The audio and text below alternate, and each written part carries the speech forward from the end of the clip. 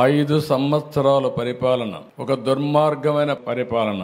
ఆ పరిపాలన యొక్క ఫలితాలు మీరు చూస్తే వ్యవస్థలు మొత్తం భ్రష్టు పట్టాయి. పనిచేసే వ్యక్తులు పని చేయలేని పరిస్థితికి వచ్చారు. కడాన ఇవన్నిటి వల్ల ఇలాంటి విపత్తు వచ్చినప్పుడు నష్టపోయేది ప్రజలే నష్టపోయారు. అందుకని నాకు 10 రోజులు పట్టింది. మొదటి 2 రోజులు నేను అధికార యంత్రాంగాన్ని ముందుకు పోమన్నా పోయే పరిస్థితులు కూడా లేరు.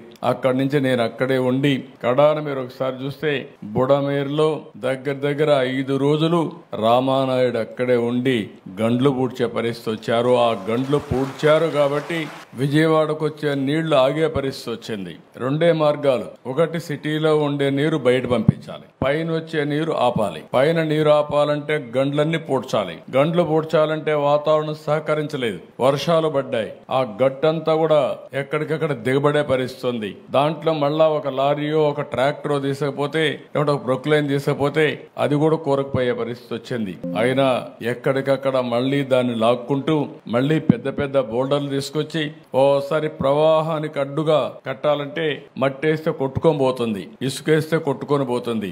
అలాంటప్పుడు దగ్గర 100 టన్నులు ఒక రాళ్లు తీసుకొచ్చి పెద్ద బోల్డర్స్ తీసుకొచ్చి అక్కడ వేస్తే దానిపైన మళ్ళా మట్టేసి కన్సాలిడేట్ చేసి ఒక విధంగా చెప్పాలంటే ఒక యుద్ధమే చేశాం. అక్కడ కడాన ఆర్మీ వాళ్ళు చెప్పారు, మా వల్ల కూడా కావలేదు, మేము చాలా టెక్నాలజీ చూసాం గానీ ఇలాంటి టెక్నాలజీ మా దగ్గర లేదని వాళ్ళ చేతులెత్తేస్తే కాదని మన వాళ్ళు నిరూపించారు. దానికి మనస్ఫూర్తిగా ఇరిగేషన్ డిపార్ట్మెంట్ ని రామానాయుడు కూడా అభినందిస్తున్నా. అది జరిగిన తర్వాత మీరు చూస్తే ఏ మాత్రం సిగ్గుపడకుండా ఒక రాజకీయ పార్టీ ఇంకా కూడా మాట్లాడే పరిస్థితికి వచ్చారు.